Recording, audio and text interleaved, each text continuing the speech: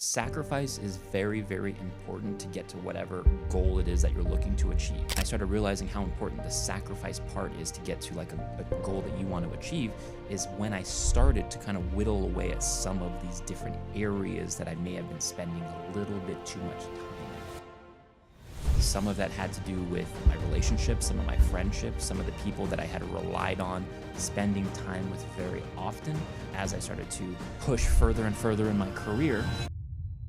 Hey guys, Ray Piloto here. Super excited about this new journey we're going on. I've been racing, I've been instructing, and now we're moving into owning an insurance agency. So join me on this journey. We're going to be going over mindset.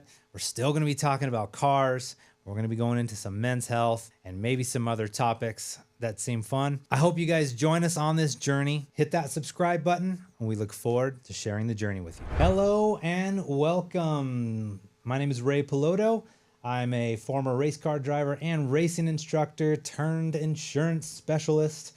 I am the owner of RPM Agency, and I am joined by a very good friend of mine, Mario Escobedo, today, who is a mortgage specialist. Mario's been a part of the mortgage industry for many years. He has a award for fastest closer award with a was it UWM? Yeah. And a groundbreaker award, and not to mention all those happy customers that he has helped along the way. So we're going to be covering a lot of stuff today, Mario. Mentors, values, men's health, and of course, a mortgage market update. Let's get started with, tell me about yourself. Well, first, thank you for the amazing introduction, by the way. That was very enthusiastic, and I appreciate all the accolades that you shared with everyone. But yeah, we're a local mortgage broker here in the Las Vegas and Henderson community. My family mortgage brokerage has been owned and operated here in town for over 30 years. We have been in the Las Vegas and Henderson community almost exclusively, throughout the state of Nevada, like I said, for a very, very long time. So, with a family-operated mortgage brokerage, right, our main concern, of course, is always helping the families here in the community. So that's what brought me here into the mortgage space as a second-generation mortgage broker. And wow, I never thought I would end up being here. That's cool, man. Yeah. That's cool. I mean, I remember you telling me before that your family was kind of in the mortgage world for years before. Long time, man, since 1993, actually. So That's basically crazy. since I was a little kid. So Yeah. So you've just always known something about it. grew up in it, Yeah. was always around it, spent all of my time as a kid, if I was not playing sports or at school, in title companies and lenders' offices and my mom's company. That's our life. You know what I mean? That's what we did all of the time. So yeah, that's like every kid's dream. yeah, No, I'm just kidding. it certainly wasn't mine in the Yeah, beginning. no, Let me for tell you, sure. it That's a certainly tough- was not. Totally. I mean, that's not like an exciting thing initially, right? It's as you get older, you realize how cool and important it is, and how it's a big part of our economy. Yeah. It's a big part of just how the world works. I wish I would providing have homes. realized it earlier, to be perfectly honest with you. Yeah? Yeah. It's one thing actually when I was younger that I almost promised myself that I would try to stray away from as much as possible. I actually started in the mortgage industry right out of high school. So like in 2004 is when I first started working for my mom's mortgage company full-time as what we would call like a mortgage assistant. And I was with her until 2007, right during that very, very crazy time in the real estate market. And even then, I still didn't realize kind of what I had at my fingertips and what I was doing. I was just doing it, right? Yeah. And then leaving the mortgage industry back then, coming back to it here, which has almost been 8 years ago, man. I can't believe how fast that time has flown by. But yeah, I wish it was something I had realized earlier, because it would have allowed me an opportunity to help more families sooner. You know what I mean? Yeah, 100%. Yeah, I totally get that, man. That's awesome. Throughout the years, and you've learned a lot of stuff. Has there been anybody specifically like mentors in general or the mentors online that you've had that, kind of stuck out to you? Yeah, that's one thing on my end that I kind of try to pursue very regularly, only because, like I said, I am second generation in the business, and I actually still actively work with my main mentor, who is my mother. But as somebody, again, that's second generation in a business like the mortgage industry and real estate space, which is very, very dynamic, I like to get multiple views and perspectives on things, right? I don't always want to drink from the same faucet all of the time. If there's other views and opinions that, I can learn from, may benefit me professionally. So yes, mentorship I think is extremely important, especially in a professional setting, because it allows you to learn and, like I said, kind of drink from other fire hoses, right? When you see different perspectives and views on sales and different perspectives on relationship building and different perspectives on like even in your immediate industry that you're in as far as like how you do business, right? Sure. So I think mentorship is huge, dude. Yeah. Well, who do you have anyone specific, like other than your mom, that maybe, on the sales side or personal development side, or, anybody that really kind of stuck out to you, No, honestly, no one specific. I try to keep those relationships broad, and I like to keep them kind of all over, so I can learn from multiple people. I don't have like one specific mentor outside of, again, that relationship that I have with my mom that I rely on 1,000%. Sure. But I like those smaller, vast, larger relationships that I have across many, many different relationships. So yeah, well, like, for example, I don't have like a specific mentor that I work with or I call or, I can like, chat up here and there. But I look at a lot of the guys like online. I kind of, have over time picked certain people. I see where you're getting at. That, I've mentored that I consider 100%. them a mentor. I mean, they're giving out so much information and I've taken it and I've ran with it. You know what I mean? 1,000,000%. Yeah. And like to the point where like, I think it was, Gary V had said something one time that stuck out to me. And this was years ago.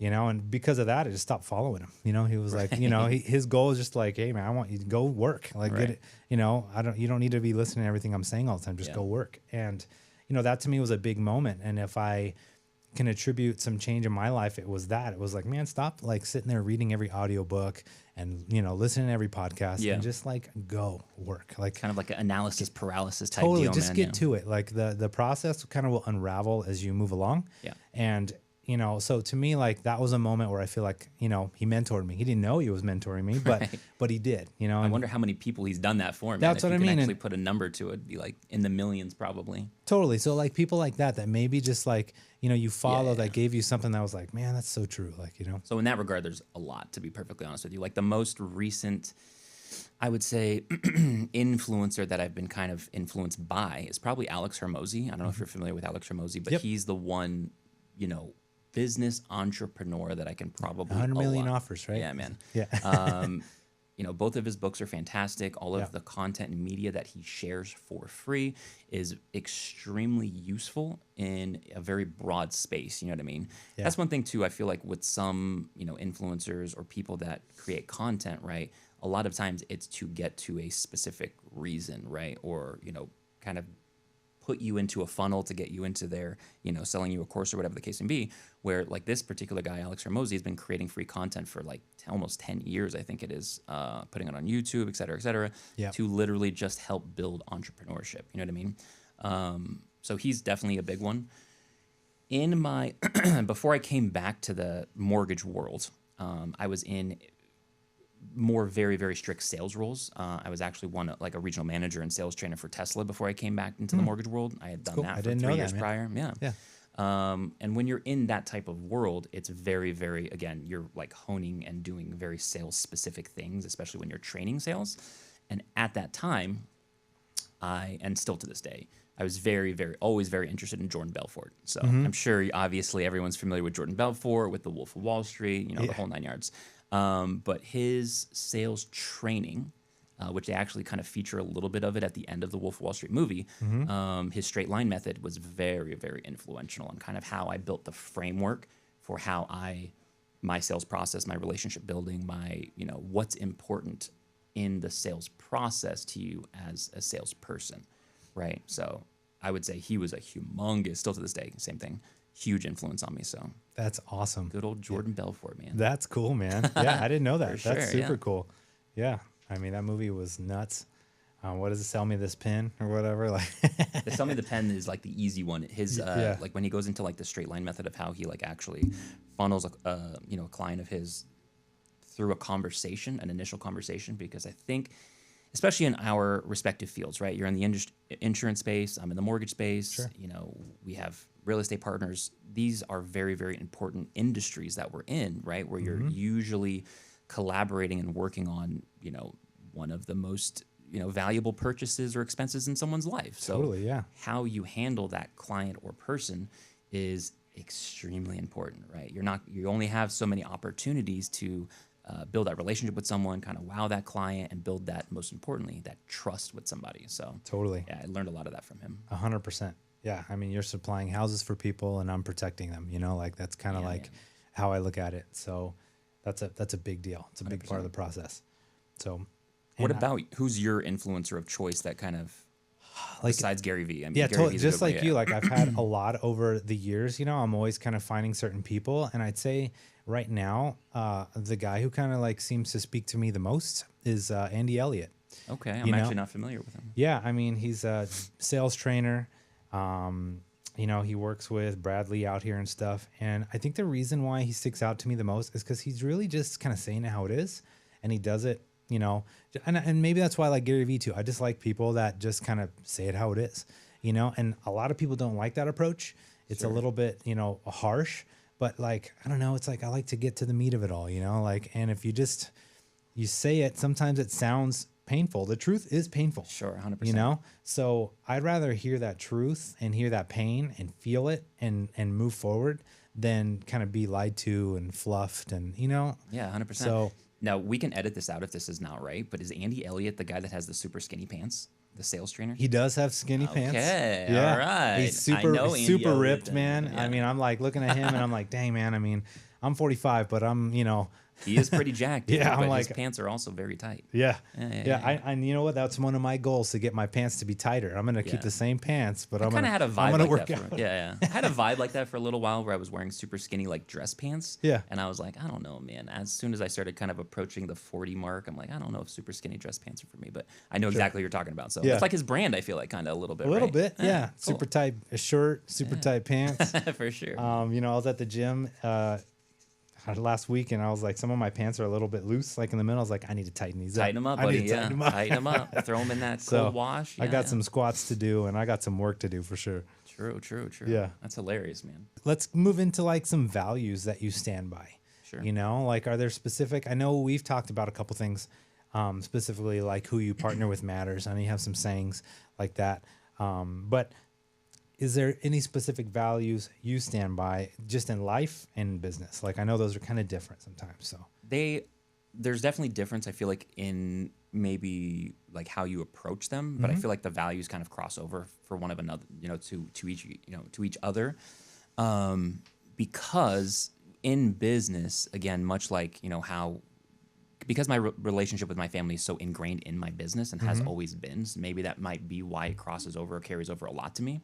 But, family, trust, I'm very, very big on transparency in business. That's one thing that I always communicate with my clients, especially when I very, very first meet them, is the importance of transparency, which I also carry over to my family as well. Like, the one thing I feel like in family too that we don't do enough is be transparent with each other and kind of just let us know, let me know what's going on. Otherwise, I cannot help you. You know what I mean? If somebody needs help or if you're upset or whatever the case may be. So like even with my wife too, we're very, very open books with each other as much as possible, to have that transparency, to be able to fix problems, right? Yeah.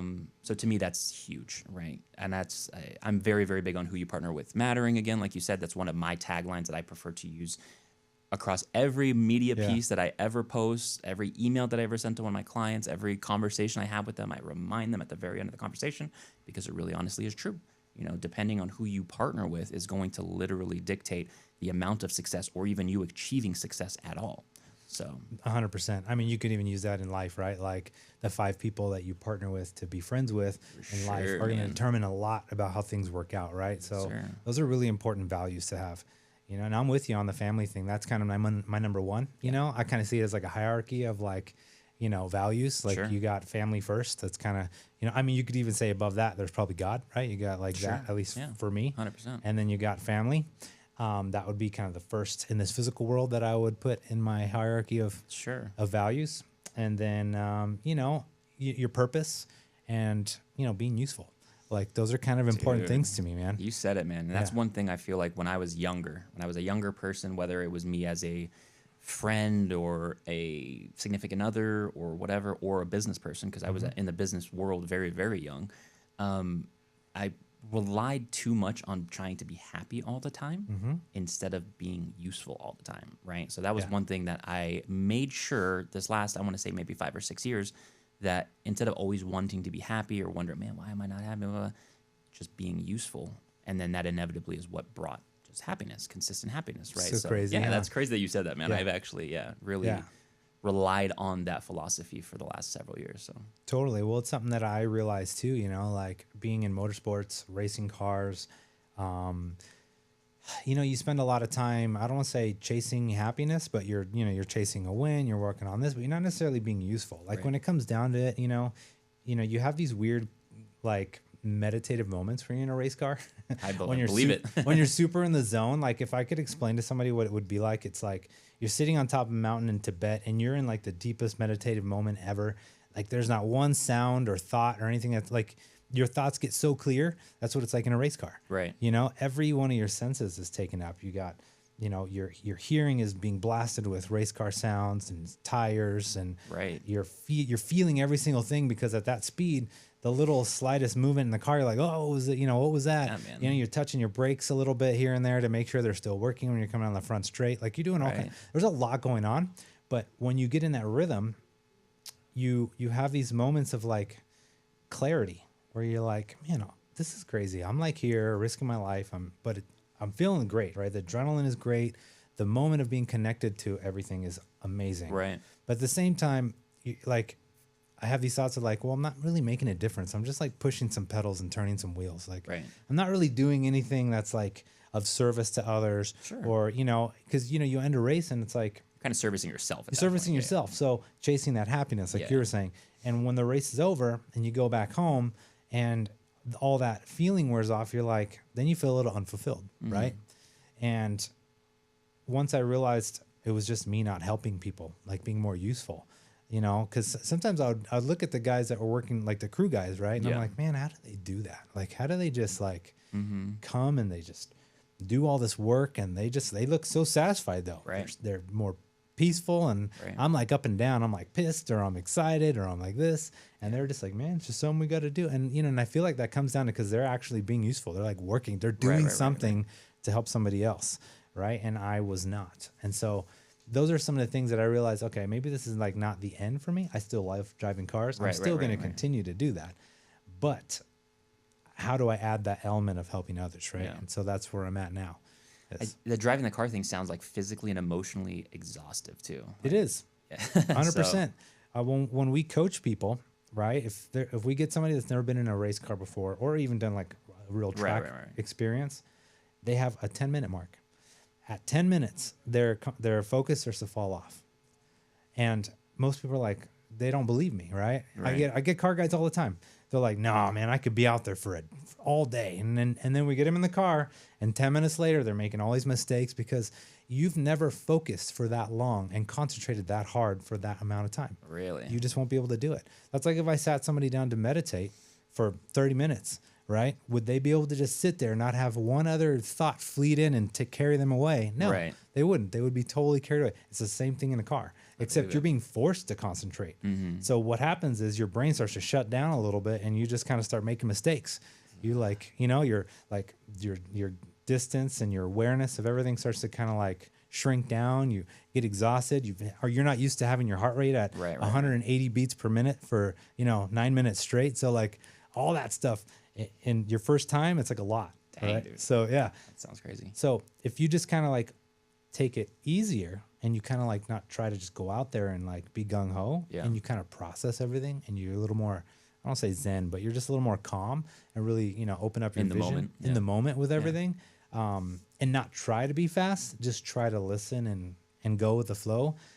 If we can pick people up and we can get them going really fast within like 2 or 3 sessions, just because they're listening and they're like a little bit more in the flow, and they're not trying to like force it to go fast. You know? It's kind of a neat thing, but I think one of my coolest experiences with race cars, and this actually happened recently, had nothing to do with me being in a race car, but I was, you know, as the oldest son in my family, I was given the responsibility of curating my youngest brother's bachelor party. That's cool. And it was just like literally 2 months ago, and he got married, but we curated a bachelor party that was specific to like things that we like to do as kids rather than the original plan was like, let's go snowboarding, get a cabin, like the whole, Yeah. you know, in your 30s, whatever, bachelor party type deal. But instead, I kind of pivoted and I set up a plan for the bachelor party to start at Speed Vegas here in town, to get him in a race car and do like whatever, however many laps, go through that. And then we went paintballing afterwards. But the Speed Vegas part, when we were racing the cars, well, he was racing the car. I didn't realize how like thorough the whole process was, because we ended up getting there maybe like 9 o'clock in the morning. He had to take like a 45-minute course at Speed Vegas to actually be able to get in the car, to be able to drive the actual vehicle that he was going to drive. It was like a Porsche 991. And we had a buddy of ours there that was actually he's like the co-pilot. Shout out Baby Jesus, by the way. He's the co-pilot there at Speed Vegas. Mike Hayes.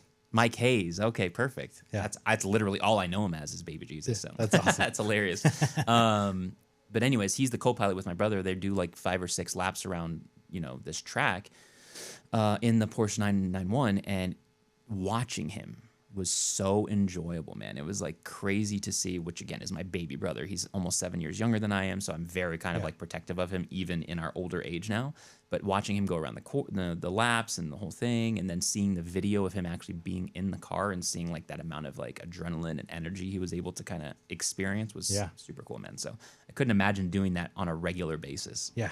So It's something you actually develop strength for, just like anything else. right. You know, it's just like doing rounds. Like a muscle, in Muay Thai. yeah. It's like at first doing a 3-minute round kind of was tough. You know, Sure. maybe sparring and stuff. But then after a while, you're like, oh, I can do like 3-minute rounds now, pretty easy. And you're like, sweet, right? So little by little, and that also happens because you tend to relax a little more. Sure. And it's the same thing in the car. Yeah. As you get more relaxed in a race car, you can kind of just be out there more because you're not spending so much energy just like gripping the wheel, Right, like, right, you know, right. death gripping it. You're a little more relaxed, and that saves energy. I think a lot of that too, like you were just talking about, like the kind of the mind muscle connection and your comfort level with what you're doing is very, very relatable in the sales world. It's something that I'm always trying to explain to people, you know, like in a sales training process, or, you know, even in my own, me being a salesperson, right? I feel like there's kind of like 4 levels of the sales process, or you being an expert in a process. That kind of breaks down to like the first being, you don't know what you don't know, right? Yep. It's literally, you start from, you know, even before you understand what you do not know yet, you just don't know what you don't know, right? So you're just literally scared and, you know, just turning every corner, like what's going to happen next? Yeah. You have no idea. And then of course, stage 2 obviously being, well, now I know what I could expect, but I still don't know anything, right? And then of course, stage 3 being, okay, now I think I know stuff, but you have to consciously think about it all of the time, right? So you're starting to kind of build that mind-muscle connection. You're starting to become a little bit more comfortable with the process, but you're still actively, consciously thinking about each and every single thing you're doing.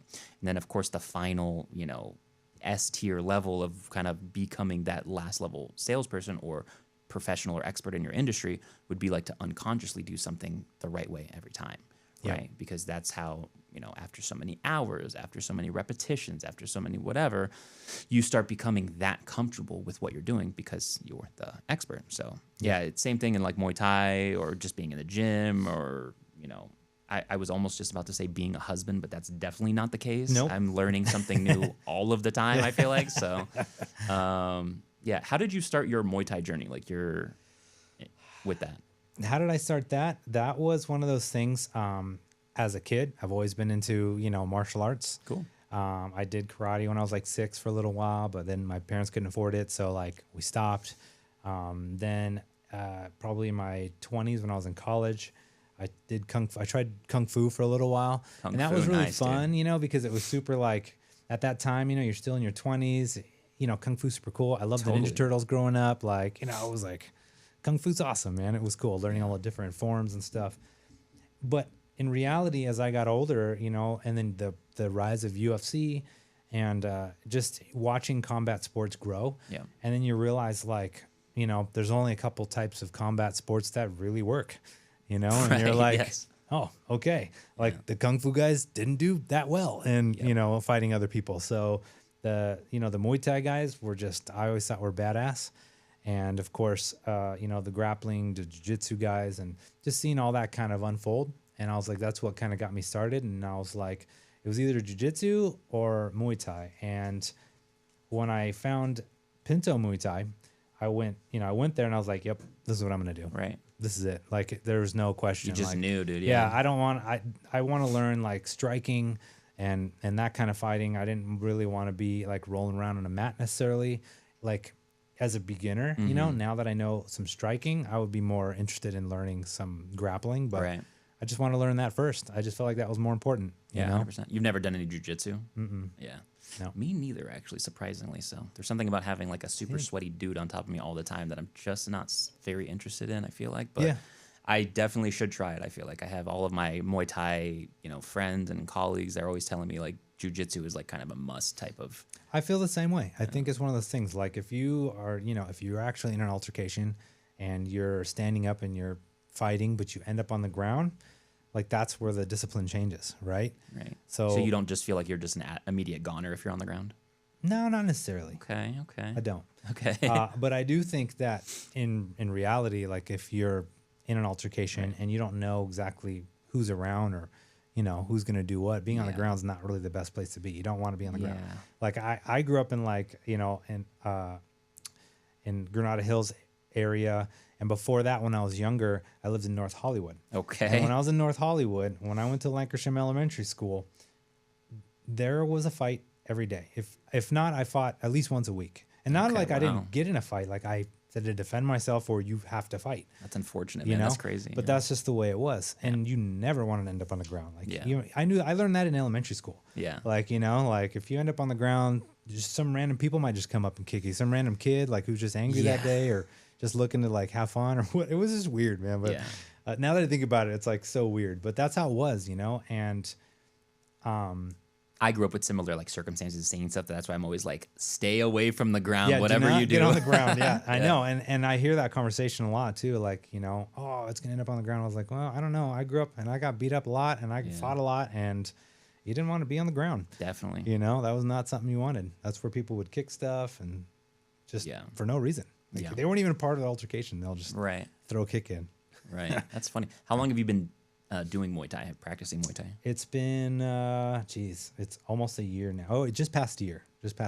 Okay. What stage or what part of that 4-part process do you feel like you're in? Are you still like unconsciously, are you like starting to figure it out a little bit, or are you starting to build like the muscle memory a little bit? I was going every day that I could go for like, I would say like 9 months straight. Okay.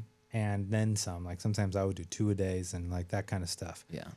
So, because some of the guys would be a little bit surprised that, of what I could do for not being there a year. Right. And I think it's just time in, time out, right? It's like same thing with race cars. Mm-hmm. Like you can be racing for 10 years or you can be racing for 2 years, but you could be in the car every day. You're going to have way more like seat time than a guy who's been racing for 10 years. It's the reps, man. Yeah. Once a month. It's not the time, it's the reps. Yeah. Totally. Yeah. So that's how I feel. I just did a lot of reps and I did it outside there too. When I wasn't there, I was also working on it at home or at the gym or whatever, just working on technique.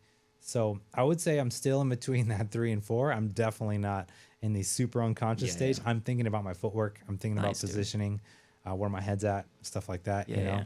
So you're in the thinking stage. Yeah, I'm protecting myself. Nice. I'll do something and I'll realize, I did that a little bit off. Like I could get blasted right there. Like.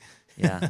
I feel like my experience was very, very much the same with Muay Thai because for the last, how old am I now? I'm going to be 38 this summer. Okay, so I have been working out regularly since I was 16, played baseball growing up, whatever, but, lifting weights and all that stuff since I was 16. So 22 years, I feel like I've been in and out of like just regular gyms in some capacity. Mm-hmm. And I want to say like the last 3 years or so, my last hurrah with being in a gym all of the time very seriously was this last, in like 2017 and 18, I had started doing powerlifting.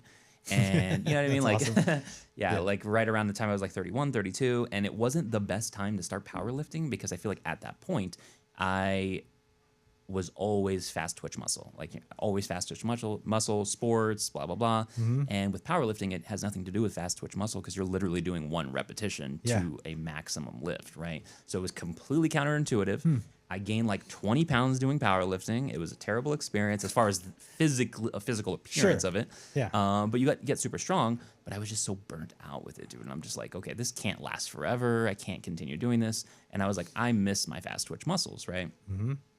After COVID, and we were finally able to go back to the gym. That's when I made the decision. I'm like, I am 1,000,000% going to try to do something back more athletically with fast twitch muscles, and I really, really want to do martial arts. So I have a very good friend of mine that actually referred me to a local Muay Thai gym here in town, which I think has been here the longest of any Muay Thai gyms, which is One Kick's gym. Shout out Master Nick. That graciously took me in as a complete noob, dude. Like I had done, karate in the past, grew up doing karate, boxing, what have you. But as far as just the discipline of Muay Thai and kickboxing, absolute noob, dude. And I didn't realize how just noob I was in general with like footwork when it comes to, which is the most important. So I was lucky 100%. enough at One Kicks to have two extremely like legit professional Muay Thai kickboxer fighters. My friend that referred me there, her husband, Josh Shepard, phenomenal coach, professional Muay Thai fighter. And then one of our coaches for the gym and also professional Muay Thai fighter, Anthony Njokwani, who his brother Chidi Njokwani is actually currently in the UFC, was another one of my trainers. So I was kind of like thrown in the fire at this place, like literally attending the fighter training in the mornings at like 10 a.m. as cool. Like the dude that literally knew nothing. Also, too, I feel like you can maybe attest to this when you don't know anything in a martial arts or like combat setting and you might be a little tough, it's worse. It's like way worse. Like you should just not be tough at all and just full on admit that you know nothing and be very, very open to interpretation, because people that actually are in the martial arts space or that are actual fighters, they like can smell that a little bit and it makes them go even harder on you. So 100%. Yeah, it's so. Hey, that's with everything. Yeah. 100%. I mean, that was a big thing for me even when I was first starting to race, Be humble. I definitely, and I would attest to like the reason why I got as fast as I did so quickly was because I asked the questions, I had asked like Richie Hearn, who ran IndyCar, 7 years, he ran it for years and he was fast, I'd asked JJ, Justin Johnson, who was an instructor that I work with, who's super fast, and I would just ask questions. Hey, can I ride with you? Hey, would you ride with me? Hey, that's what I want to see how you're going through this corner. Hey, how do you do that? Like, and it was the same thing in martial arts, right? You just ask, like, be humble and ask. And usually most people are super excited to like teach you. Yeah. And 100%. like give you, guidance and, and everyone wants to like help somebody come up. Right. So, and that's why I feel like when I went to that gym as well, I wanted to learn, but I knew that I didn't have enough time to catch up to anywhere close to where I wanted to be. So in order to do that, I had to put in more repetitions, like what we were talking about. Yeah. So I would go to these classes, man. I would take like these, like I said, 9 a.m., 10 a.m. fighter classes, and then I would do these private one-on-one sessions afterwards or before or on the weekend or whatever to kind of set myself up for success as fast as possible, because I knew, again, the more repetitions I put in, the better. There's just not enough time in the day to be able to just, work out. So the more you focus on putting those repetitions in and working with experts, I feel like that can kind of bring you up to speed faster. Yep. Anytime that you can do that, man, is always the best. 100%. Yep. I agree.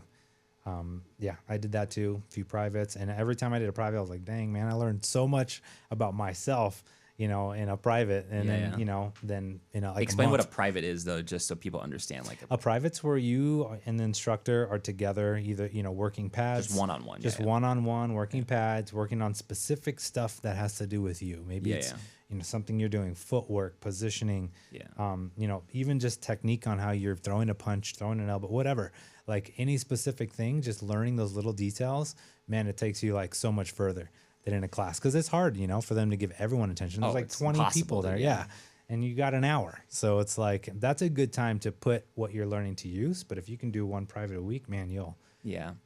One of my favorite parts about doing privates too in this same setting was I couldn't tell in the beginning if it was like a punishment, but it ended up not being. It was the way that I needed to be trained. But for the first maybe 2 months of me doing private lessons with my Muay Thai coaches, they wouldn't actually let me train without a tennis ball underneath my chin because I had a very, I would often fight or do technique or whatever,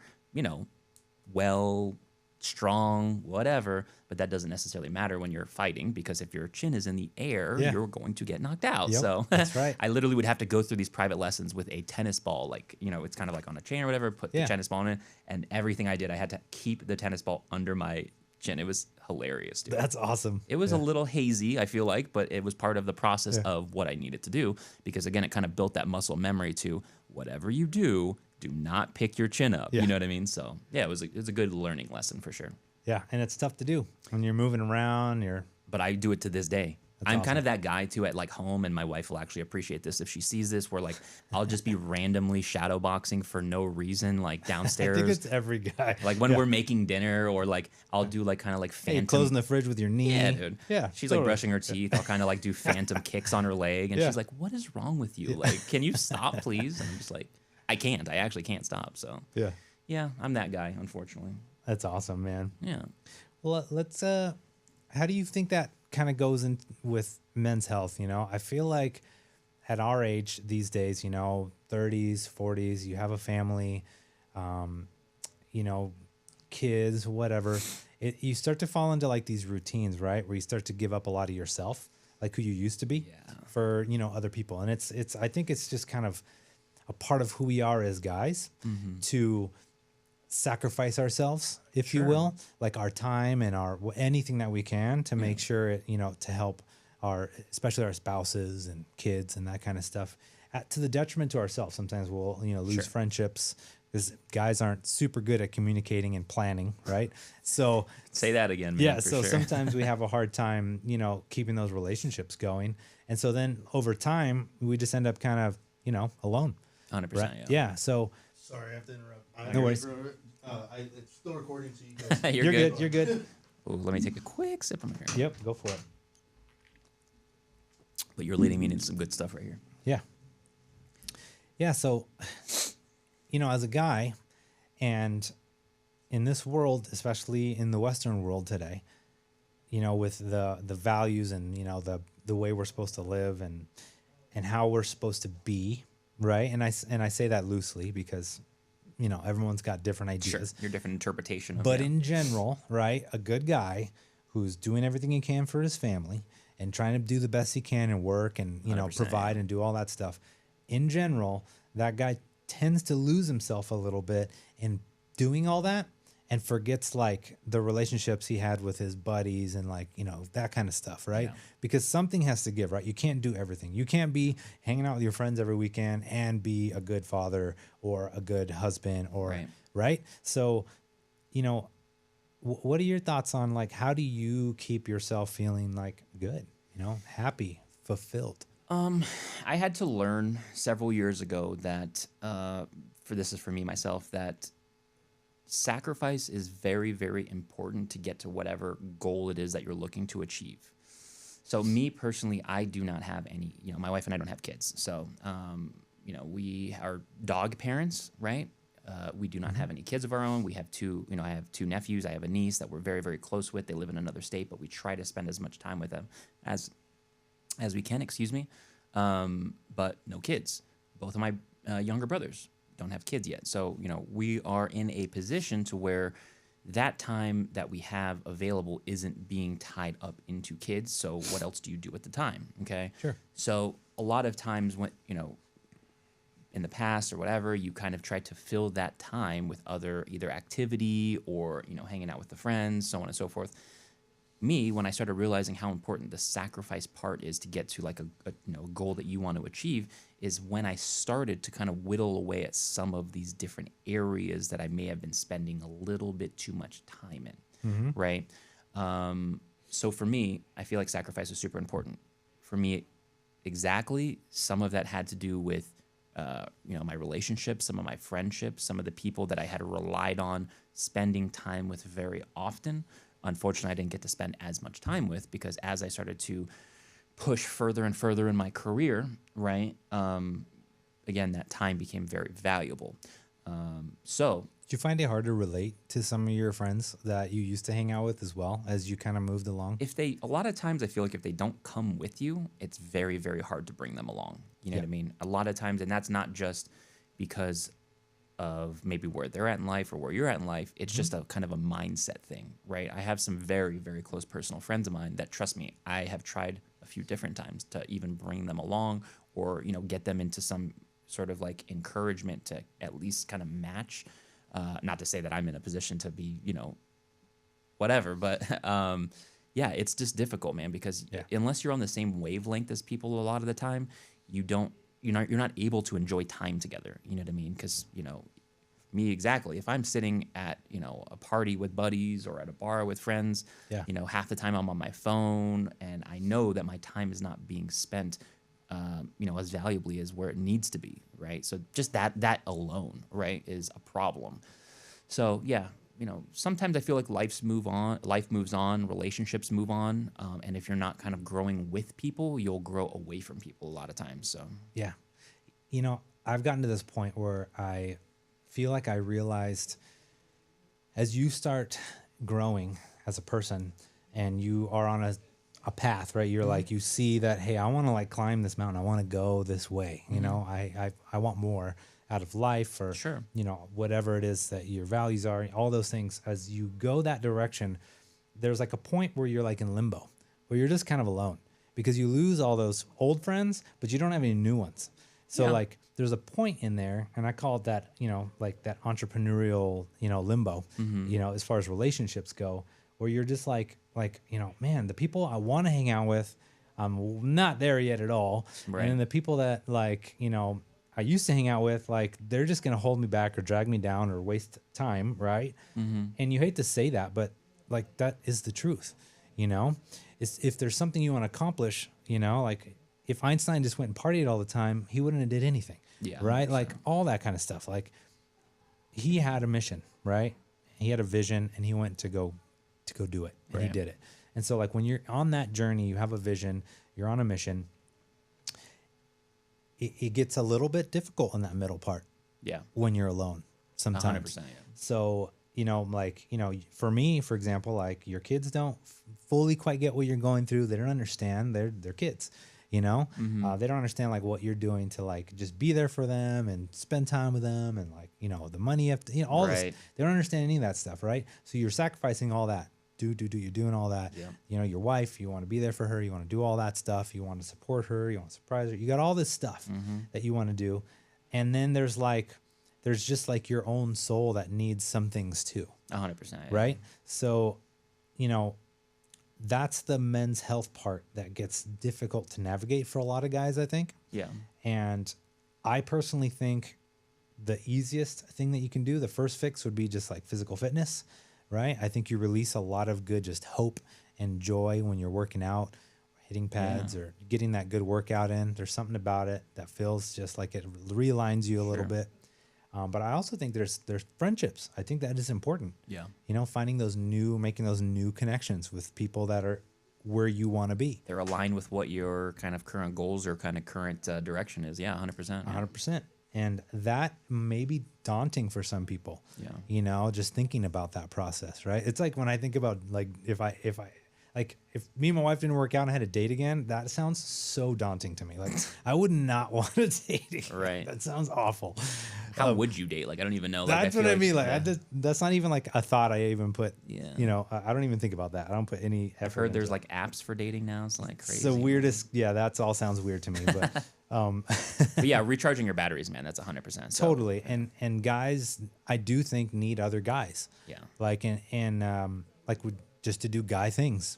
Yeah. You know, like the bummer part about it is I feel like you have to be intentional with your, you know, interactions and relationship building as an adult male. Yeah. Or maybe, I mean, this could be the same for a woman or whatever. But being intentional with like how you build relationships, how you set up activities or whatever. To be perfectly honest with you, this is probably something that might be exclusive to me, but I defer the majority of my social activities to my wife. So like anything that I'm going to do, if I'm socially interacting with people for fun, a lot of times it's because of something she set up. It's a house party that we have at our house. It's an event that we have, dinner that we you know, she's phenomenal with that stuff. And I defer to her for I'm with you on that. Yeah. Well, and cause they're good planners. Right? She's so good at it. She's like a professional. A professional. I don't know. I don't want to say partier, but she's just, social interactions are definitely her jam. But for me, I realized that, you know, as I got a little bit older too, like you have to be super intentional with making friendships. Like how you and I even met. Like we met through or at a party of our friends', you know, just close friends. What was like birthday? I think it was Michelle's birthday.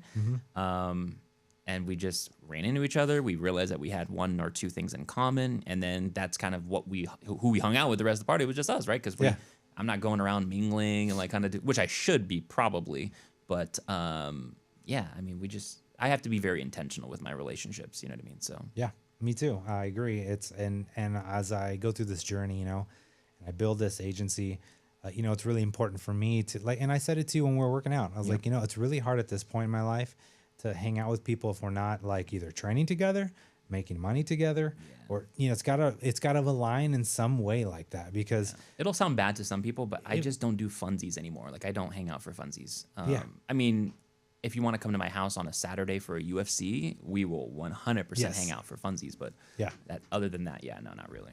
Yeah, I agree, 100%. So no funsies. I know, man. It's unfortunate, but there was a time for that. I know I had plenty of fun back in the day doing whatever I did with all of my friends, and they're great memories. But unfortunately, to get to the next stage of where you want to get in life, and you know, with me again serving our community and making sure that we're as expert as possible in our field of choice, super duper important. So, should we close that? Yeah, I was thinking that too. She said he's gonna come back, and I don't want to interrupt the camera. It won't affect the audio. Oh, okay, cool. Unless you're nervous about being watched, which there's the last one. Yeah, I was gonna say we've been watched the whole time, bro. I am not. I'm pretty good with it. So that's hilarious, dude. Yeah. Awesome, man. Well, we can keep going then. Yeah, that was a really good topic, like the whole gym thing for sure. Those would be good clips too. Yeah, totally. Dude, I'm getting a little nervous about the skinny pant thing. I kind of went a little hard on that, I feel like. No, man. He even said something. He doesn't give a shit. Right. Like, no, he does not care at all. It's hilarious, dude. No, he's on a mission, bro. Just like, you know, like that's the thing is it's something that you got to think about too. As your social media grows and you become a bigger person in the community, you're going to hear that same I got to get some engagement going, so we got to get some views, bro. Yeah, you're going to have people on there like, dude, what is up with this? Or why does he have... 100%, You're going to have it. So I feel like at that point, that's a good sign. That just means like you are affecting people, you know? And as long as people are talking about you, man. Yeah. If you're not haters, you're doing something wrong. Exactly. You need more. Yeah. Well... 100%. Yes. Close the door. Oh, I don't know. You left it open. You left it open when you Yeah. left. Oh, sorry. You gotta kind of pull it tight. I had to pee really bad. I was waiting. You're good. No worries. We're glad to have you back and focused. All right. Totally. I got a Red Bull. We're good now. We're What? good. Where's my Red Bull? Aw. Yeah, that's my last one. There it I'm gonna is. drink Get a some little water sip, then. sip. Yeah. There's my Red Bull. Yeah, this room gets a little warm sometimes once there's like 4 bodies because that thing's pumping out a lot of heat. So I'm very surprised how not warm I am. I'm wearing Yeah, a it's three-piece actually suit, not so bad. I'm good. Yeah. It's not Yeah, I bad. only wear dry fits. So. Right. Yeah, just wicking the sweat as you're It's going. funny, Yeah. I graduated college and I was like, I refused. No offense to suits. Yeah, I was like, I don't want to own a suit. I don't ever want to. I want to be the guy that does business. Never has to wear a suit. Bro, you don't think I said that? But- I definitely said So that for sure. I've yet to fucking have to buy a suit again. And Yeah. every time we go to like an event, I'm just like, I don't know, dude. I don't have a suit. I don't know. Like, we'll It's- figure it out. I Don't tell me swear. to leave or whatever. Yeah. I feel that, man. And then I counted the other day. I have 21 suits, dude. I never thought that I would have that quantity of suits, but it's like, what happened to me? Like, I don't even have regular clothes. Yeah. Like my wife knows I have like a very specific, like if it's not hanging out at the house, like gym clothes, Yeah. it's a suit. Oh, You know what I mean? my- I have like jeans, maybe like we can put jeans Yeah, on. I have like a few pairs of jeans, but definitely I'm with you. My closet's little by little over the last few months like morphing. It's like polos, dress pants, and suits. And then Nice, I've got, and I'm like, oh my gosh, Nice. what is happening? Yeah. It Yeah. used to just be jeans and t-shirts and a few polos for like race stuff that we had to do. But you Yeah. still wore jeans with a polo. It wasn't Yeah, like super dressy, you know? Well, you mentioned Hermosi, so Yeah. I take a lot from him too. Bruh. I'm like, fuck it, he wears a fucking wife beater all day. your Crocs at? Yeah. bro? Yeah. He got away from Crocs. Yeah. He changed. It's good. It's good. Mosey's, The he's Moses. awesome, dude. Yeah. 2 things I want to add to your guys' podcast. Yes. We always talk about hockey. I see you have a Golden Knights pin on. I Talk love about hockey. Silver Knights. Yeah. And just like being a hockey dad and Yeah. like maybe the culture of hockey. Yeah. Things like that. Bring it a little local. Yeah. I like that. And then Yeah, the market. Oh, the market. Yeah. When you're 100%. ready to Oh, can't wait. Yeah. dive deep into that. Mortgage market update, We'll deep economy, dive into it, inflation, yeah. whatever. It's officially been an hour, so. Good job. Yeah. We're at 57 minutes. Sweet. Awesome. Um, Yeah, let's dive right into hockey, man. Like, so you're a hockey dad, is that right? I am a hockey dad. Okay. Yes, and because of and it wasn't because of the Golden Knights actually. Okay. So Which we'll talk about. yeah, which we'll talk about. But my son started playing hockey about 7.5 years ago, Okay. and What age would that have been for him? he was like 11, Okay. about 11 years old So when not he even a started. teenager yet. Okay. Yeah, so he was and he was pretty small for his age at the time. He's definitely a lot taller now, but at the time he was like really small for his size. Roller or ice? Ice. Yep. Cool. Yep. So straight to ice. You know, how that works is you start in like 1, 2, 3 hockey, or skating. You basically like skate around some cones or try to, right? And they do stuff like make you jump, and little by little you kind of get a feel for the ice, and you go from that program to like a little bit more complicated one, and edging techniques, and Right. then eventually you join like a ice hockey team, basically like we call it a rec league, right? A Okay, recreational league. And they just put everyone on different teams, and everyone plays each other every weekend, right? You practice like 1 day a week. It's nothing super crazy. And then little by little that turned into like he ended up being one of the best players in the rec league. And like when you get to that point, you just like you have to go to the next level, right? So that turns into club. So just like any other sports, soccer, baseball, right? You get to a club team, which is way more expensive. So through that journey, my wife had started a job where she was driving a lot, like around town and stuff.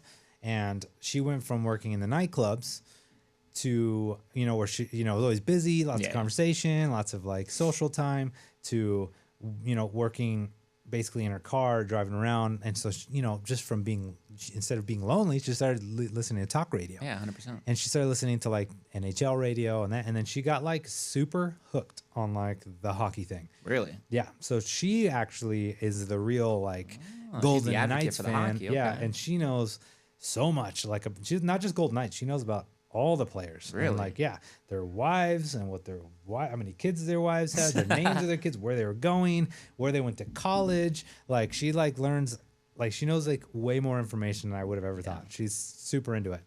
The wives are so good at that, man. They can just drill down like Oh they my will. God, Yeah. Yeah, so she, I would say, is a real like a real hockey fan. Sweet, cool. Golden Knights as well, but a hockey fan in general. Cool. I think she likes the whole sport of it. I think she really likes, the humor in it, the way they treat each other, how down to earth they are, and how funny they are with each other too. Like like when I think it was, I'm not sure who Pittsburgh was playing, but. They hated Sidney Crosby. I think it was Philadelphia. Yeah. And so when they were coming into play in Philadelphia, and they put Sidney Crosby's face in all the urinals, so everyone was peeing on his face. Oh, that's funny, dude. Yeah, like that's only something that would happen in hockey. Yeah. Like NFL wouldn't do it. You know what I mean? Basketball wouldn't do it. Like that's funny stuff, and that's the kind of stuff they do. They're just funny like that. Hockey's just a fun sport, man. Totally. Fun story about hockey, though, real quick, because this is, as we're talking about hockey, I'm just thinking about this. So when I was younger, the Mighty Ducks was the movie. Like that was me and my 2 younger brothers. We were like super Mighty Ducks fans. However, I was a baseball purist. So, top love for basketball. That would be my preference of sport if I like could have chosen, if I was 6'6" or whatever. But baseball purist, played baseball my whole life, et cetera, et cetera. Never dabbled in hockey. Now my middle brother is he's less than 2 years apart from me in age. Okay. But he's always been like 3 times the size of me ever since we were younger. So everyone always thought he was my older brother.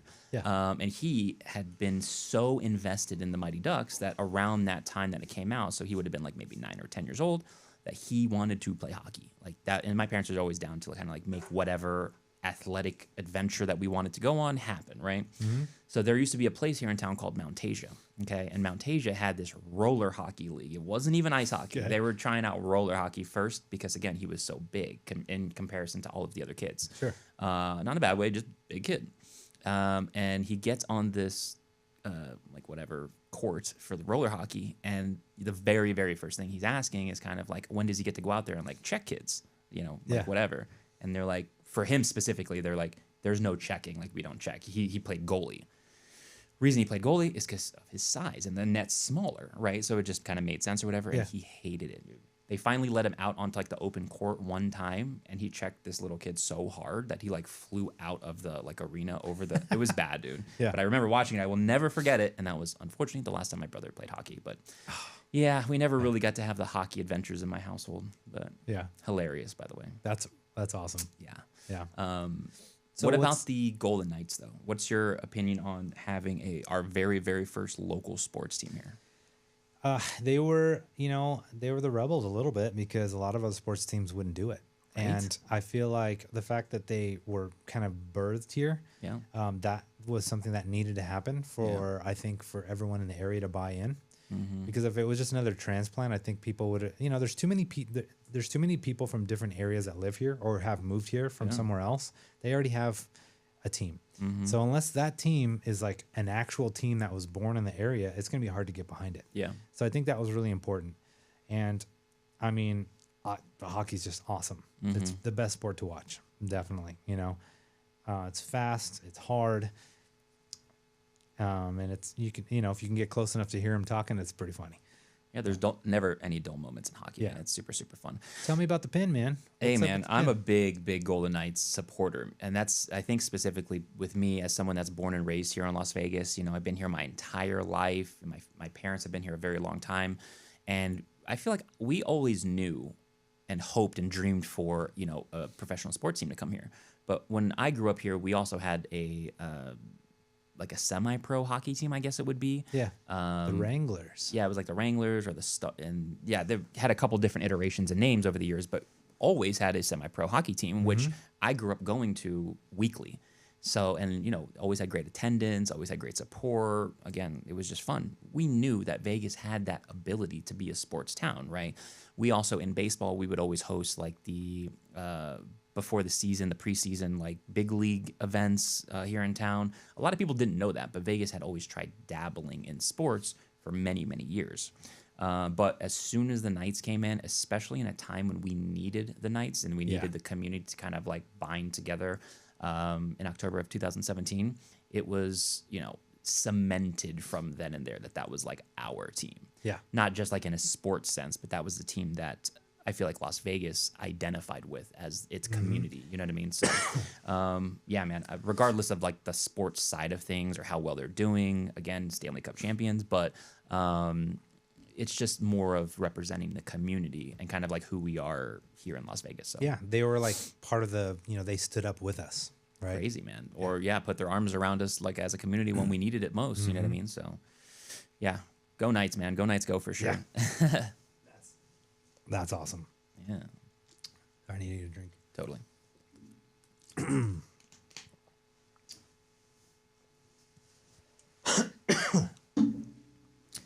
Well, with all the hockey that we did, my son's wrapping up his hockey year. Actually, he just wrapped it up.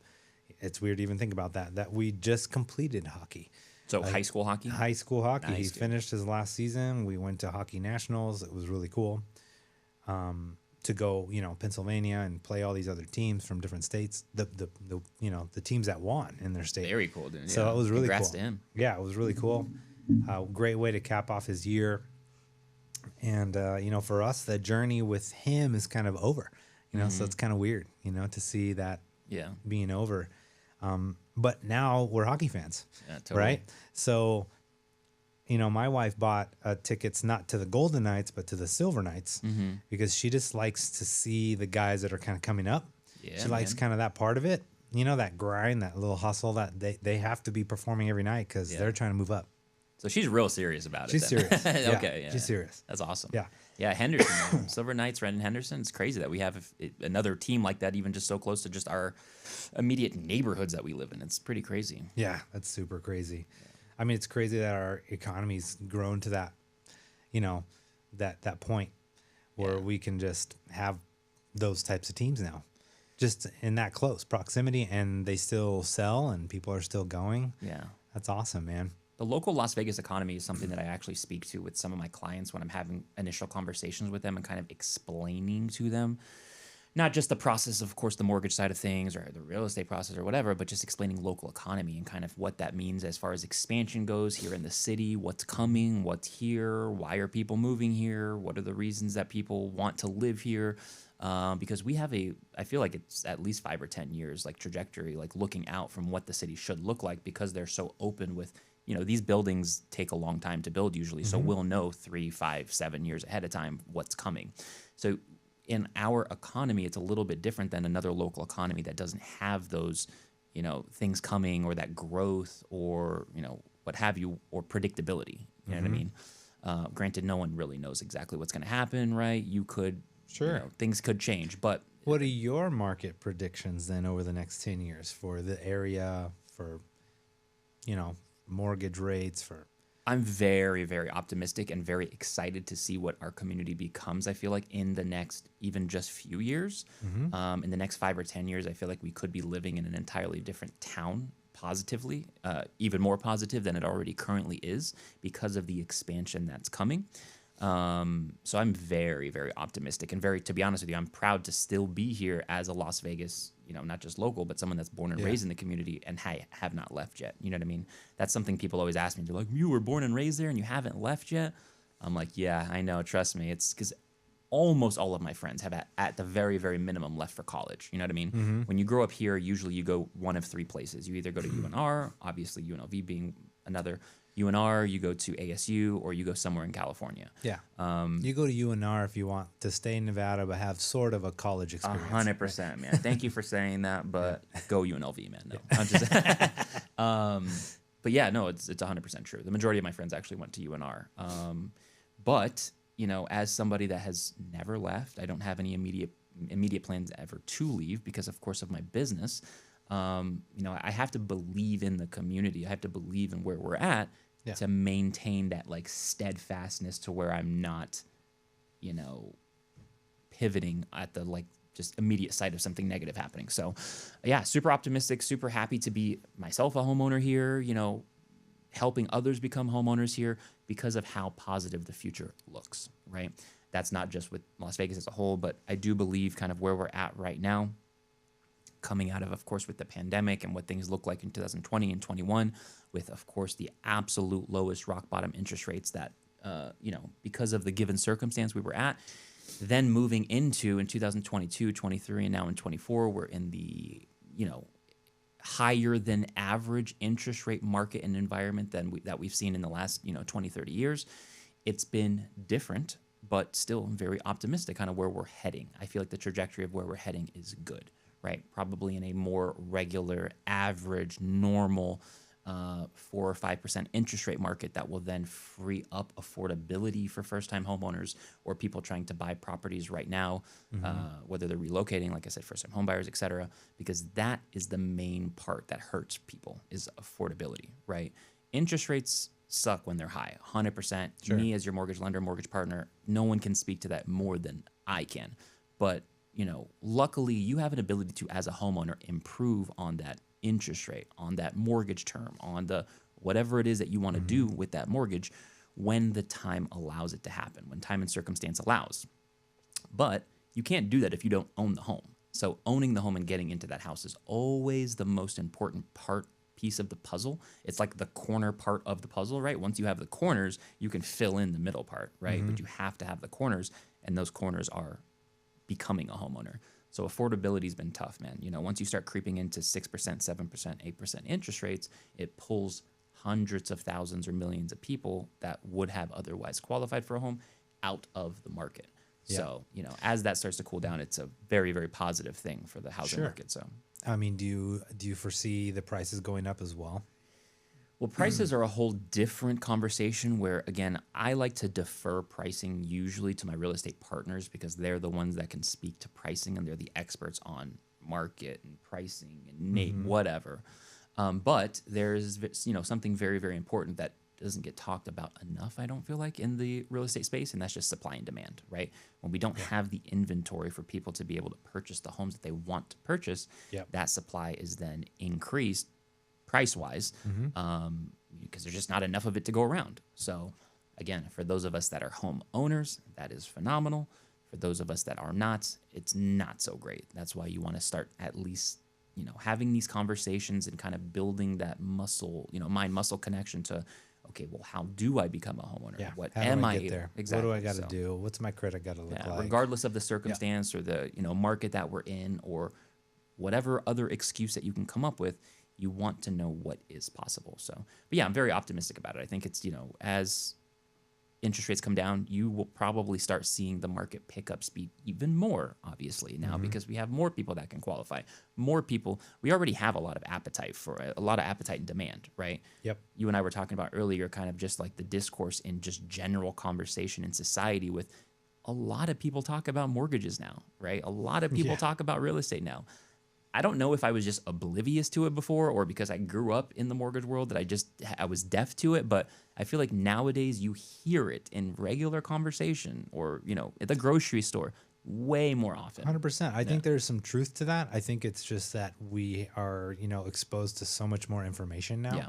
So people, before didn't understand real estate investing, but now you can follow 3 or 4 people and you can learn a whole lot real quick. Yeah, hopefully not the wrong stuff either. Hopefully not the wrong stuff from the Yeah. wrong people. That's out there too, Yeah. right? You got the guys who posing with their Lambos and stuff like Sure. that they rented for the day. They And got to be back in an yeah, hour. and they're Yeah. 24 and they're multi-million-dollar real estate moguls that Right. in their mom's basement and stuff like that. So you do have a lot of that going on too, but in general, you find the right guys that are legitimate. You can learn so much. 100%. And I think that has created just more investors, more people 100%. out there like, well, I'm going to save some money and go buy something, or Yeah. I'm going to do some Airbnb arbitrage or whatever. Like there's a lot more of that going on. Whereas before it was just more super niche. Like, I mean, 100%. Yeah. Yeah. I guess that's true because I was a extremely early adopter of the internet. So access to information, I feel like for me, I mean, I've always for the most part had, because what am I, 37? So I started, going on the internet when I was like 7 or 8, 9, you know what I mean? Like Yeah. in the mid 90s when it wasn't even like a thing really yet. So, as more people, of course, get more access to information, of course, we have social media, we have an ability to, do our own research or what have you. It's a great thing. You know what I mean? Access to information is fantastic, but it does have to be, you have to vet out who you're getting your information from. You have to make sure that, again, who you partner with matters, man. You have to know that the other person on the other end is setting you up for success, giving you the right education that you need as especially a first-time home buyer. To not totally. yeah, Or even an investor. If it's your investor, first time yeah. investing, A first-time like, investor, that might be equally as hard or, Yeah. not hard, but you need more education into, again, how do you become an investor? What does being an investor mean? What do my taxes look like after I become an investor? So on and so forth, right? There's a lot of nuance to it. But yeah, it's just, get your information from the right sources. And there's a lot of people, usually the people that have the best information are usually the ones willing to give it to you. They're willing to and open to helping because they want to see other people usually, achieve what they've achieved or have the opportunity to do what they've done. So Yeah, they're already there now. They just want to, help people out. yeah, they're usually not charging you for courses. Yeah. Yeah, usually. Great. So what else? So in your space, so in the insurance space, right? What are you usually every day focusing on, kind of like from the rip when you're first waking up, and like how does your day start in the insurance space? Sure. That's definitely changed over the last few weeks. Okay. Initially it was just, answer the phones, get, making calls, we buy leads. So as soon as I buy leads and they come in, I call them right away. Like that was initially what I was doing a lot of, is, just being the sales guy. Yeah. But over the last couple of weeks, I've been kind of transitioning. So, my sales window has kind of been smaller, and I've been more focused on recruiting. So Nice. that's kind of where I want to keep growing the recruiting window. Sure. And eventually, I probably won't do any sales, Sure. or at least it'll be very limited. It'll be like, hey, you called me, like, hey man, then I'll do it. Obviously, like I'm going to work with my close friends and stuff like that. But the general, just anybody wants to get a quote or whatever, I will probably defer that to, one of my agents, Right. or one of the producers, So that's what my day now is, wake up around 5:30, it sounds cliche, but I get to the gym and I'm working out by 6, and 6 to 7, I'm back home and take a shower and I get ready real quick. I'm out the door by 7:45. Let's go. Yeah, You're doing the routine, dude. And This is the routine. I Okay, get my okay. kids to school. I like to take them to school, have that, kind of that morning chat with them on the way, drop them off, head to the office. And from that point, I usually have a bunch of to-dos, whether it's calling somebody back, doing a phone screening, or so like, at that point, I kind of just, Yeah. I know what I'm doing. There's stuff to do. Do you do a lot of calendar blocking? Yeah. Yeah. Yeah. I have to block time. Yeah. I have to turn my phone off. I have to block time. I have to kind of disappear. Yeah. Yeah. I close my door in my office. If it wasn't for my calendar, man, I don't even think I would be able to get through an actual day. Definitely would have detrimental effect on with my wife, with my relationship, because if it's not on my calendar, or if I don't know that something's coming up, and this is something that, again, my wife is not happy with anytime I forget to put something on a calendar, but if it's not on there, it's not happening. Like, you know what I mean? You Yep. have to be very, I feel like, intentional as a business owner or someone in the business world, regardless of the industry that you're in, like very intentional with your We're time. just all busy now, right? Like, I mean, it's just a busier society we live in right now, especially in the West. So if you're going to live out here and you're going to thrive out here financially and all that, and still have a good relationship, you're going to have to kind of learn how to manage your time and share a calendar. Do you Yeah. guys have a shared calendar? We do. A lot of what I'm doing, to be honest with you, which is kind of what sets me apart from other mortgage brokers or lenders, a lot of it is actually done by me, right? All of it. So the general how the mortgage process would kind of work with somebody that it does what I do for a living, usually a mortgage loan originator is somebody that goes and gets business, okay? Meaning I'm going out and I'm getting the business from my real estate partners or my other, my insurance partners, my, financial planner partners, whatever, getting the business, bringing the business in, and then bye, Yeah. right? You'll have that initial conversation with the client. And they just You'll- get handed off. And then you get handed off to a processor. Then that processor sends you to an underwriter. Then that underwriter sends you to so on and so forth. And there's, many, many hands in the pot usually and process that you go through. Now with me, because I'm crazy, I am the one that actually is self-processing and taking this from start to finish through the finish line with each and every one of my clients. Like that's from the actual original conversation that I have with them every step of the way. So for me, exactly, I have to be very extremely intentional with my time. I have to be very, we're having these conversations at this time to set up this, you know what I mean? Because I really honestly give each and every single one of my clients like undivided, very intentional attention of mine to help them achieve whatever goal it is that they're looking to Well, do. I can attest to that because So. I'll get emails on Sunday at like Yeah, 8:30, man. like, "Hey man, I need this." Okay. Yeah, it's one of those things. And again, I might be able to do this a little bit more freely because I don't have children, and it is what it is. Sure. I'm building my business. But yeah, man, I'm open with my clients and my partners. I tell them, I'm available 24/7, 365. You have access to me as needed, call, text, or email, right? Now, you would just imagine that most people just, have some sort of, hey, I'll still, be respectful. But trust me, I get phone calls at 9 or 10 o'clock p.m. on a Sunday, or on a whatever day. Yeah. It just is what it is. But it's kind of how I establish my business and how I choose to move forward with my business, which we all make a choice, right? You have a 100%. choice on how to run your business. I like to Totally. run my business a certain way. So Yeah, and for me, with my preferred friends and Yeah. partners, it's the same thing. It's 365. If I can get to my computer, I'm there. yeah. So, but with general, like if I'm just working leads and there's someone online putting in a quote, like Oh yeah. That's, I can only do so much. 100%. Yeah. But that's partly kind of how you have to do business. I mean, if you're trying to grow and you're trying to actually be successful, like you need to be there for people. People have a lot of questions. It's not necessarily in insurance. They should. A lot of people in the insurance world, they just want to buy based on price when they really just need to understand all the insurance they're buying.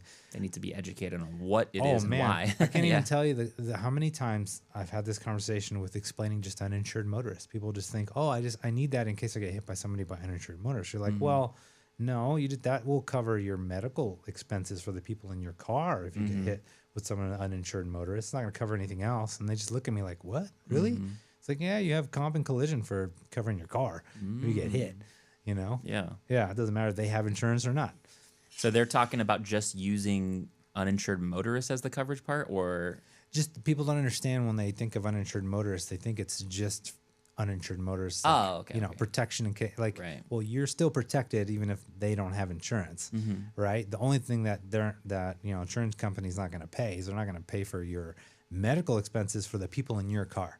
So, for example, like for me, we drive a lot of kids around because we're going to hockey, we're traveling, we pick up so and so, he's riding with us down to Anaheim, whatever, right?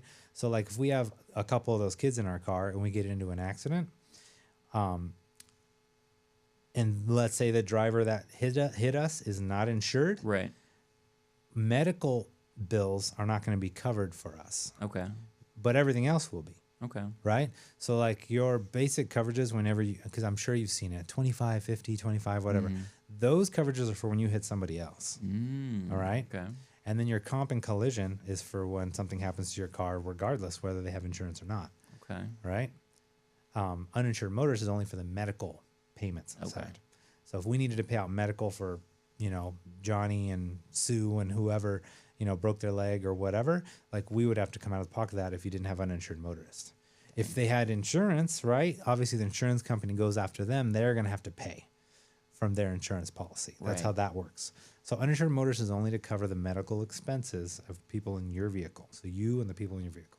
Is there any specific reason why there's not like a blanket like minimum, like you have to have this amount of coverage? Like I understand There that we is. all have to have insurance, right? But as far as like being able to have usable, what is actually going to cover any sort of incident type of coverage, is that not like a thing? Or So think of insurance, the way I try to look at it is I think of insurance as like walls, right? And like, back in the day, when people had like castles, some people would just have a little hut and eventually they'd gain more money and they'd build a little part of there. And eventually they'd have like a pretty big like castle looking thing.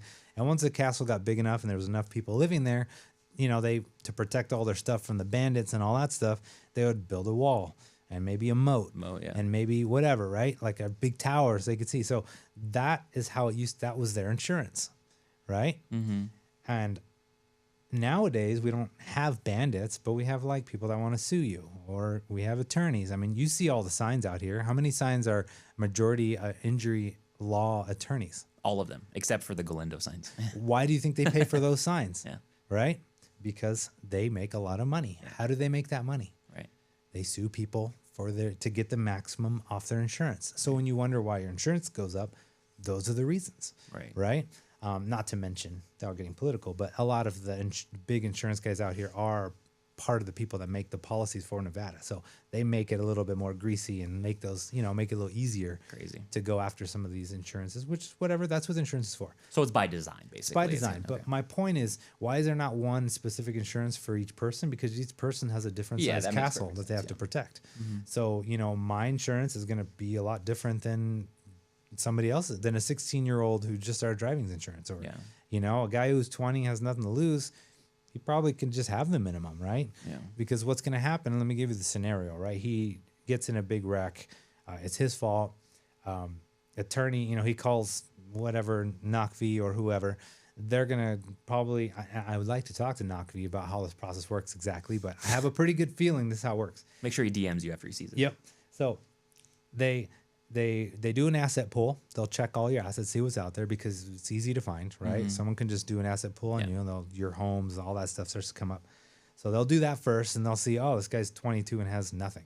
They're going to be like, are we going to spend the money? Nope, we're not going to do it, right? If it's worth it. His insurance policies goes up to 50,000, whatever. Like, that's all you would get, right? Is it worth it? Like, they have to make that choice. Right?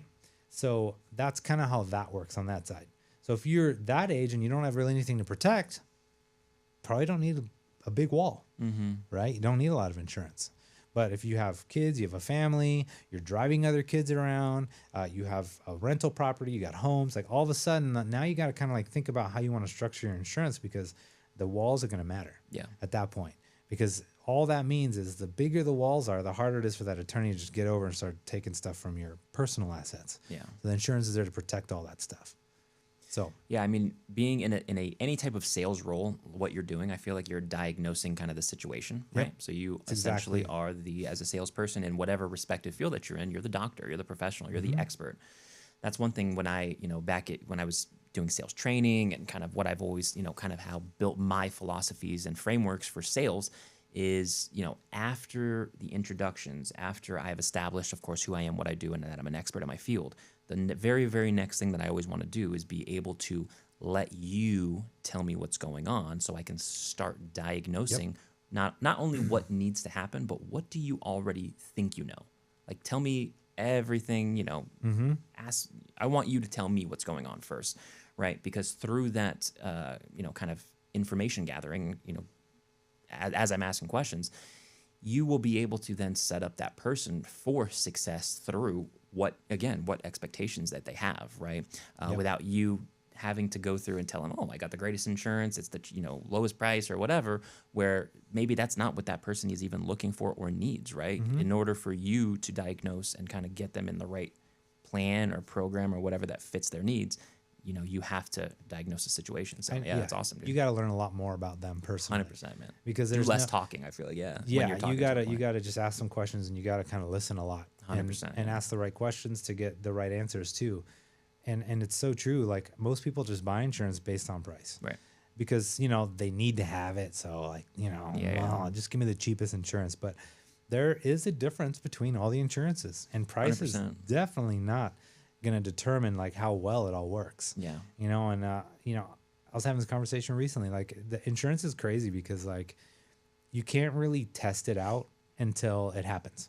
So it's like, you know, you have to wait till it rains. Yeah, of course, you hope it doesn't happen, but it's going to happen. It happens to everybody 100%. Every day, all the time, right? Whether it's life insurance or, you know, like, there's so many crazy stories about life insurance. I mean, from people having it to not buying it to getting it, you know, the day before, like, crazy stuff, right? Yep. And like, that stuff really happens all the time, and that changes lives. Yeah. So same thing with your auto insurance, your home policy. You know, you probably have no idea exactly how your home policy is structured, and there are different ways to structure it, which means that you might not be covered the way you think you are. Yeah. You know, so there's a little bit of learning, and then there's a little bit of like understanding what the people really need and structuring everything appropriately. And just being able to, you know, use the insurance. Like, how do I use the insurance? I know, like, I've had insurance partners in the past, of course, with you too. You always want to make sure that they contact you before submitting, you know, whatever. Like, you want to be able to kind of diagnose, like, what exactly is happening. How can, you know? Yeah. And you wouldn't be able to do that because it is so easy these days just to go online, to get a quote, to get a policy, to get a mortgage, to get... you know, to get a real estate agent on whatever. But it's not about that. It's not about that exact cheapest, least expensive product that, again, you might not even be able to use. You know what I mean? Yep. No, there's always ways to make it cheaper. Yeah, right. You can, you know, make the deductible super. There's ways we can adjust things to make it cheaper. Yeah. The problem is the coverages are going to change, right? That's going to be less coverage. So if you're buying just on price, you might fall victim to, like, I've had it before, you know, have someone on the phone. When we put in your information to do a quote for you, like, your past cars or anything associated with your name and the address, and all that stuff pops up. And right next to it, it shows, like, if you have current insurance, it'll show us you have uninsured motorists, you have rental car coverage, you have all this stuff. We see all that stuff. So when I ask, you know, I like to ask, like, hey, what do you have? You know, what coverage do you have? Do you have rental car coverage? Do you have uninsured motorists? And then if it's not on there, they're like, yeah. And I was like, well, just so you know, you don't have it right now. Right. So, I know exactly what you have. Yeah. So what this is my theory is this is what happened. They called that guy. They say, hey, my insurance, you know, is too expensive. You know, he's like, oh, let me see what I can do. And he goes in there and he just takes that stuff off. He's like, oh, here's your new quote. You know, it's only this much money. That happens every day. Until you need to use it. And Until it's not there. You need to use it and it's not there. So the thing is like, value and price are two different things. 1,000,000%. Yeah. Like your phone. You don't buy your phone on price. You don't walk in, just give me the cheapest phone. No, you walk in and you're like, you know, I want the iPhone, you know, 27 with the whatever. Like, what would be the cheapest phone? Actually, I'm curious now that you said that. Like, I don't know. Crazy, dude. There's got to be a flip phone or something. They still make Nokias, or I don't know. Maybe that's still a stock on the you know, New York Stock Exchange. Yeah, there you go. But yeah, no, 100%. And that's, you know, through on my end on the mortgage side of things to why I always talk about transparency is because I have that conversation with people so often with you know, price and then, like, what's the true cost and value of kind of what you're getting, right? With me, full transparency on my end, I am from the very, very beginning of a relationship and conversation with someone, like, breaking down very specific, this is exactly what these costs will be, and you'll expect on this cash to close when you get ready to close, awesome. for this down payment, like full transparency, you know what I mean? Yeah. To allow them the ability to then, empower themselves. Go check it out. Go see if some, so on and so forth. Because again, we're always going to work with you and help you do the absolute very best with you. But in addition to that, during that conversation, they have to understand, again, who they're working with, right? Where does my value come from? Yep. What am I going to be doing for them? What does the process look like with me? Once I become a homeowner, once I finish my refinance, okay, then where are you after that? So there's a lot of things, too, that I have built in value propositions in addition to trying to always be the most competitive, the best price, whatever. Sure. Like Yeah, you. you want to be the best price. Of You course. have, yeah. You We wanna all always would try like to be the best price. but Exactly. in reality, like every insurance company is a business that needs to, 100%. yeah, they have to stay solvent. They have to, You do everything you can to be Yeah. the best, aggressively priced, and you have your agency, Sure. right? It's smaller. It's you're doing your thing, and everything in your power to help somebody. You know what I mean? So And pay for what you get always holds true too. for sure. So like that never changes, So if you're just gonna get the cheapest insurance, then you're probably not gonna have very good, service or experience when something does happen. So Sure. yeah, there's a lot of that to it too. So Yeah, one of my big social media campaigns that I've been kind of harping on a lot lately over the last few months is just making yourself more than an application. You know what I mean? That's so important, I feel like, because especially in you my mean like an app, like a phone app, or No, making yourself more than just like a number or like a lead that comes into somebody. Gotcha. Because on my end, we deal with a lot of these big box, mortgage companies, online lenders, big depository banks where, a lot of times you're working with somebody that doesn't know you. They don't care about you. They don't know you. They Sure. don't want to know your situation. It's more of just a, this is what I can do, take it or leave it type of scenario. And if you don't take it, somebody else is going to, because there's Yeah. many, many calls that are waiting to be returned. You know what I mean? Yeah. So with us, that's, what I'm always trying to make sure people understand is making, don't make yourself victim of that. You know what I mean? It's great to kind of be proactive with shopping, obviously, and making sure that you're kind of vetting everything out the right way. But dig in more, you know what I mean? Understand kind of, again, who you're partnering with, who's the other person on the other end, how much, are they advocating for you throughout the process, and are they going to be a partner of yours, moving forward? So Yeah, 100%. Like $100 of savings is not like, when you're buying a house, like, yeah, I mean, no, it's not. yeah, I don't know if that's worth it if you have someone really good to work with like yourself, Yeah. What is the craziest insurance story that you ever had, like that you've seen at least in the Craziest? Yeah. I mean, a lot of them are the life ones, There's some sad ones that have happened where it's like, you maybe didn't push hard enough to like, because, I really believe in life insurance, Sure. especially if you have someone that relies on you or your income, right? Like you have to have life insurance. Sure. Like, you need some protection there. Like that's a lot of eggs in one basket.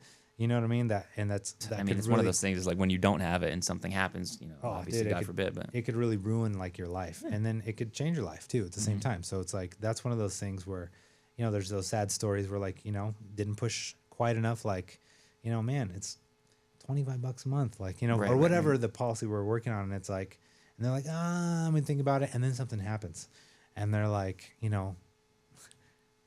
like what do you do? Like, it's terrifying, there's man. nothing you can do. Yeah. I can't, backdate it or I can't do any of that. Like, so it's just that kind of stuff is sad.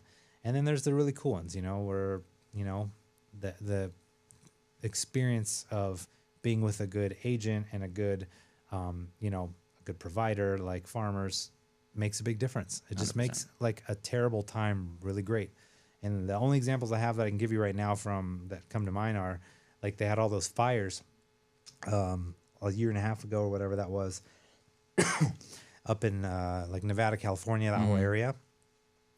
Well, Farmers, they just drove a big old like RV up there and basically set up camp. And, people are coming out of their homes and they're like, we don't have our IDs. We don't have anything like that. Our house just burned down, like, and they would just give them like $1,000, go stay at a hotel. Like, they were just there, Dang. just making it happen within like a day. They were there. Like those are the kinds of things that like you can't stress test until it's there. Yeah, like the 100%. support you're gonna have and how easy it made a really, really crappy time. They made it awesome. But yeah. Yeah. So those little things. I mean, there's so many stories from just that time that I, Dang, could yeah, probably go that's- over, but just being there for people. Got to share those, man, because those are big. That's one thing too with me. Since I started doing social media for my business back in 2017 or 18, that I luckily kind of positioned myself to always be sharing like wins, because I want people, especially because we work with people in the community so often, to be able to see the wins. Okay, these are the first-time home buyers that that we're helping. This is the person that we funded that relocated here from across the country. This is the veteran that we helped that we funded that was currently actively deployed in Japan. Whatever the case may be. But I feel like sharing your wins, especially when you're a business owner and people can vet those wins out and actually see it, be a part of it almost, allows you to be taken that much more seriously, for you to have that much more, reputation in the community as, again, an expert. So I'm big on like sharing wins like that. So that's good. Awesome. Yeah. Well, and I probably should do that more. All the veterans and stuff that you help too, and the active military personnel you help. I love working on those. Yeah, man. I have been helping a lot of veterans. I feel like lately, actually, and it's been awesome. I love it. I think it's shout out our cool. military, man. Yeah, definitely. Yeah, my oldest is in the Navy, so like I just have. Thank you for your service, man. That's awesome. There's a special place in my heart. I've always Absolutely. felt pretty strong about the U.S. So. Yeah, that's one, I feel like, sector of, and again, there's many sectors in the mortgage space where like there's different, qualifying programs, but the veterans, man, that's one underserved market and sector of, especially the mortgage and real estate space, because it's so accessible, right? Because every, veteran, for the most part, that has, been discharged has VA entitlement, or every active duty military person, whatever the case may be, they have VA eligibility, right? Where a lot of them don't even actually know that or how to access it. But because you have VA eligibility, a lot of times lenders will snap that up real quick and want to put you in either a VA home loan that doesn't fit or make sense as best possible, right? It's always going to make sense, obviously. VA home loan is the best, possible qualifying program you can have. But how is it done, right? Are you setting it up the right way? Does that person, do they have a VA home loan already? Do they understand what bonus entitlement is, secondary entitlement? So when you have specialized loan products, you want to make sure that these people are being helped the right way and served properly. Yeah. For their needs. 100%, man. Yeah, it's the same, man. Yeah. All of it. Good job, man. Diagnosing the situation, man. Yeah. Check the temperature for sure. Definitely. Awesome, man. That's good stuff. Yeah, I like that. Yeah. Mario, it's been such a pleasure, man. It's been so fun having you on the podcast here today. Again, my name is Ray Piloto with the RPM Agency. I am the owner, and this is Mario Escobedo, and he's with the Escobedo team. So if you're looking to find Mario, you can go to theescobedoteam.com or on all socials, at the Escobedo team on all socials. That's Facebook, Instagram, TikTok, YouTube, etc., all over. I do have personal branded, which have been converted to business for Instagram and Facebook as well. Instagram, I think, is marioesco.loanofficer, and Facebook is mario.esco. So all of the socials. But yeah, again, your local mortgage experts, man. Who you partner with matters. So make sure you remember that. Awesome, man. Again, thanks again. Thanks for having me. Look forward to doing this again sometime. Absolutely, man. Thanks for having me. Hey guys, thanks for watching. We got a lot more fresh content coming soon. Like and subscribe for more.